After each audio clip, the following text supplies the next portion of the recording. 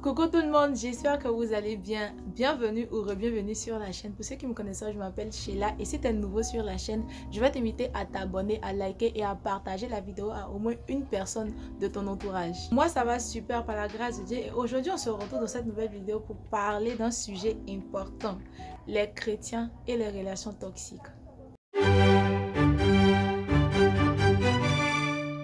Beaucoup de chrétiens se sentent coupables ou ont l'impression de pécher quand il s'agit de se séparer de personnes qui les ont blessés ou de personnes qui deviennent toxiques pour eux dans leur vie. Aujourd'hui, on va voir ce que la Bible dit et je vais profiter en même temps pour vous raconter une story time parce que vous savez que tous les sujets qui sont abordés ici sont tirés de ma vie. Générique.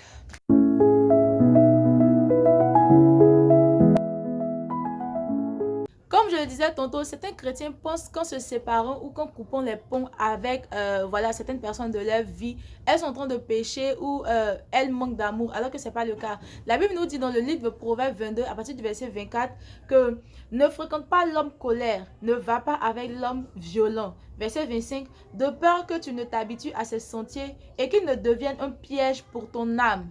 Qu'est-ce que la Bible nous dit au travers de ce verset? La Bible nous dit au travers de ce verset de ne pas marcher avec les coléreux, de ne pas marcher avec les violents, de peur que notre âme soit formatée. À force de marcher avec un homme coléreux, à force de marcher avec un homme violent, tu vas finir par croire que la violence et puis la colère sont des choses normales. Tu vas finir par croire que la colère et la violence sont des choses par lesquelles on démontre l'amour, alors que ce n'est pas le cas. Et quand c'est comme ça formate ton âme, ça détruit ton âme, ça tâche ton âme. Parce que prenons un exemple, si toi tu as eu l'habitude dans le monde de sortir avec des personnes qui étaient violentes, de sortir avec des personnes qui t'insultaient, de sortir avec des personnes qui te rabaissaient H24 et qu'aujourd'hui tu viens à Christ et que tu vois qu'en Christ, quand on dit qu'on t'aime, on te bat pas. Quand on dit qu'on t'aime, on t'insulte pas. Quand on dit qu'on t'aime, on te rabaisse pas. Tu vas voir que si le Seigneur n'a pas pris le temps de vraiment transformer, de vraiment guérir ton âme, tu vas penser que la personne que tu as croisée dans le Seigneur qui dit qu'il t'aime là a un problème, que la personne ne t'aime pas vraiment parce que toi, ton âme est habituée au coup. Ton âme est habituée, aux injures, à tout ce qui est vraiment injure, tout ce qui est en rapport avec l'humiliation et tout. Et c'est un peu comme si ton âme était piégée en fait. Tu t'es retrouvé dans un truc, dans un cadre, dans un faux raisonnement, alors que tu aurais pu éviter ça. Si tu n'avais pas connu un homme violent, tu n'avais pas connu un homme coléreux, tu n'avais pas connu une femme qui aime se battre, tu n'avais pas connu une femme qui aime t'insulter, si tu ne l'avais pas connu, quand tu allais arriver en Christ et qu'on allait te démontrer le vrai amour, tu allais accepter. Mais parce que tu as connu dans le monde quelque chose qui ressemblait à de l'amour mais qui ne l'était pas, ton âme est comme formatée, ton âme est comme piégée et va encore falloir que Dieu refasse un travail, que Dieu vraiment guérisse ton âme, que Dieu règle tout ce qui avait été déréglé dans ton âme. Tout ça pour dire quoi? Tout ça pour te dire que plus tu vas passer du temps avec des personnes toxiques, plus ton âme sera tachée, plus ton âme sera brisée et plus tu vas mettre beaucoup de temps pour guérir, alors que tu peux juste éviter ça en coupant les ponts. Et crois-moi, tu ne pèches pas, tu ne pèches surtout pas en voulant te séparer de quelqu'un qui devient toxique pour toi. Je vais vous raconter ma petite story time. Voilà, on était en 2021, l'histoire se passe en 2021. J'ai rencontré quelqu'un. J'ai rencontré quelqu'un avec qui j'ai eu une histoire et tout. Et voilà, ça n'a pas duré. Bref, l'histoire est terminée. J'ai été blessée, j'ai été humiliée. Pour les habitués de la chaîne, ils vont se souvenir un peu de l'histoire et tout. J'ai été blessée, j'ai été humiliée. Mais il faut savoir qu'après la séparation, j'ai quand même aimé en fait cette personne. Et même si on n'avait plus cette relation de couple, je vais dire ça comme ça, on était quand même amis avant. Et moi, je portais toujours cette personne-là dans mon cœur. Je portais toujours cette personne-là dans mon cœur et j'avais décidé de quand même garder les liens, de quand même garder un contact avec elle. Que c'est vrai, même si la relation n'a pas marché et tout, on est amis. Donc je décide en fait de garder le contact avec cette personne. Donc après ça, les jours passent, les semaines passent. Maintenant, j'étais dans mon coin en fait. Je parlais pas, on parlait plus. Comme j'ai dit là, j'ai décidé de garder contact dans le sens où j'avais toujours son numéro de téléphone. On se voyait les statuts et de temps en temps, je commentais ses statuts et tout sur WhatsApp et tout, mais rien d'extra en fait. J'apprends quelques jours après que cette personne raconte des choses sur moi. La personne est allée salir mon nom, salir mon image. Je ne veux pas dire ça ici, mais en tout cas, c'était des dingueries, famille, des dingueries. Et quand j'ai appris ça, je me suis dit non, il est hors de question en fait que moi je reste en contact avec quelqu'un comme ça. Parce que comme je l'ai dit là, j'avais son numéro, je commentais ses statuts. Et donc, quand j'ai appris ça, notons famille que la relation est terminée, j'étais dans mon gourmet. J'apprends que tu salis mon nom, tu salis ma réputation. J'avais trop mal, famille. Déjà, j'étais dans gourmet là même, déjà, c'est suffisant. Vous voulez venir encore me mettre dans les trucs? Je dis non, en fait, quand j'ai appris ça, je dis non, il est hors de question que moi, je continue d'entretenir quelque chose avec une personne comme ça. Et c'est comme ça que ce jour-là, j'ai pris la décision. Il faut savoir que quand j'ai pris cette décision, j'avais l'impression de vraiment pécher parce que je me suis dit que, mais j'apprends qu'il est dans un truc comme ça.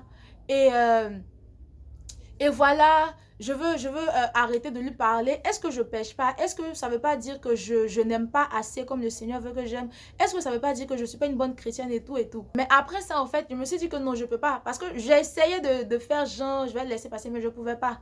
Je pouvais pas. Pour ma santé mentale, pour ma paix intérieure, pour mon bien-être, j'ai décidé de couper les ponts. Et ce jour-là, j'ai supprimé son numéro. Voilà, je l'ai bloqué de partout, j'ai supprimé son numéro et j'ai pu chercher à entrer en contact avec lui. Il faut savoir qu'on avait des amis en commun, on avait des personnes en commun.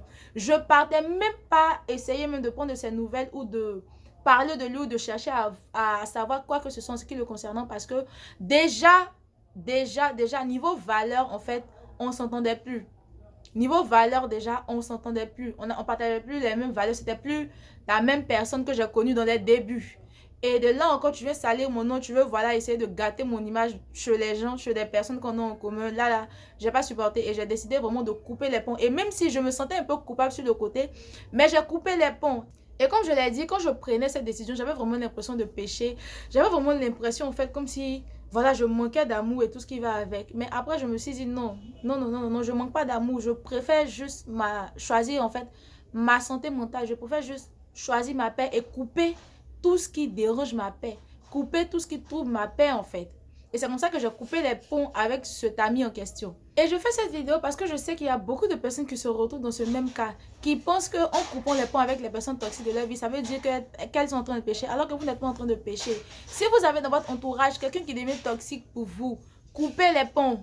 Couper les ponts. Maintenant, attendez, après, ça dépend de la personne. Dans le cas où cette personne est quelqu'un de qui tu es lié par le sang, tu peux pas te lever comme ça et puis, voilà, dire que tu te sépares, tu coupes les ponts. Là, il va falloir, en fait, que tu pries et que tu demandes la sagesse à Dieu pour t'aider à gérer la situation en question. Il va vraiment falloir que tu pries pour cette personne et que aussi tu pries pour ton cœur. Parce que si c'est tes parents, ou si c'est une de tes tantes, ou si c'est l'une de tes soeurs, ou l'un de tes frères, tu peux pas dire que tu coupes les ponts avec ton frère, en fait. Ou tu peux pas dire que tu coupes les ponts avec tes parents. Ça sera compliqué. Comment est-ce que tu vas faire ça?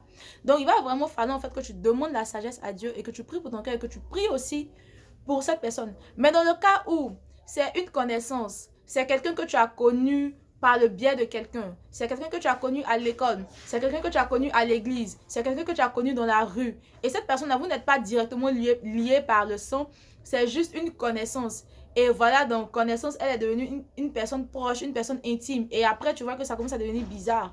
Cette personne dérange ta paix, coupe les ponts. Coupe. Dieu même nous demande d'être en paix avec tout le monde. Et le même Dieu nous dit encore dans Proverbe 4, verset 23, garde ton cœur plus que toute autre chose, car c'est de lui que viennent les sources de la vie. Et le même Dieu encore nous dit que si ton œil gauche ou droite est une occasion de chute pour toi, coupe et jette. Toute personne, en fait, qui est dans ta vie, qui au lieu de t'emmener vers le haut, te tire vers le bas, coupe.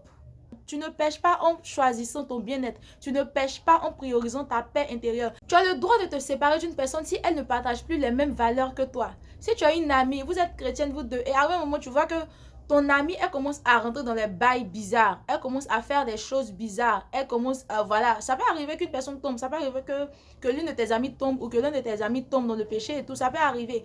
Mais si tu vois qu'arrivé un moment, cette personne commence à se plaire dans le péché ou que cette personne a rétrogradé.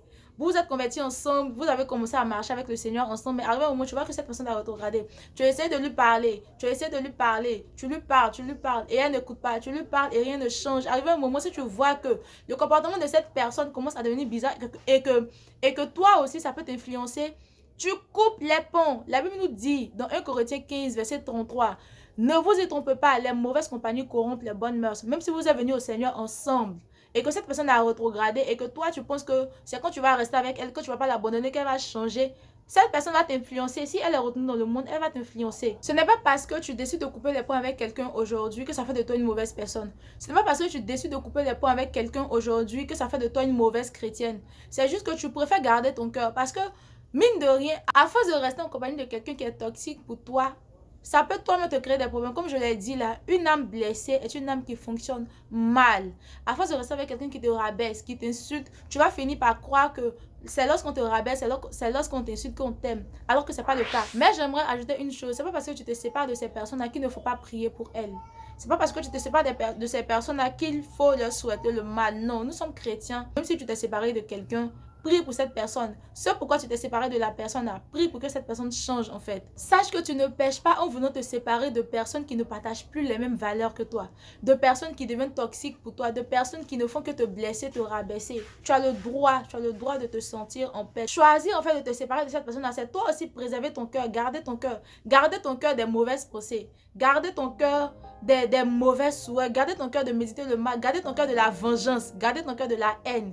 Donc tout ça là, c'est pour ton bien. Tu as le droit de te séparer. Si quelqu'un est dans ta vie, que cette personne devient toxique pour toi, sépare-toi. Alors les amis, c'est tout pour la vidéo d'aujourd'hui. J'espère qu'elle vous a plu. Et si jusque là, tu n'es pas encore abonné, je t'invite à le faire, à liker la vidéo et à partager la vidéo à quelqu'un qui a besoin d'entendre ça. Et s'il vous est arrivé dans votre vie de vous séparer de certaines personnes, que vous voulez partager votre expérience en commentaire, n'hésitez pas à le faire. Je me ferai un plaisir de vous lire.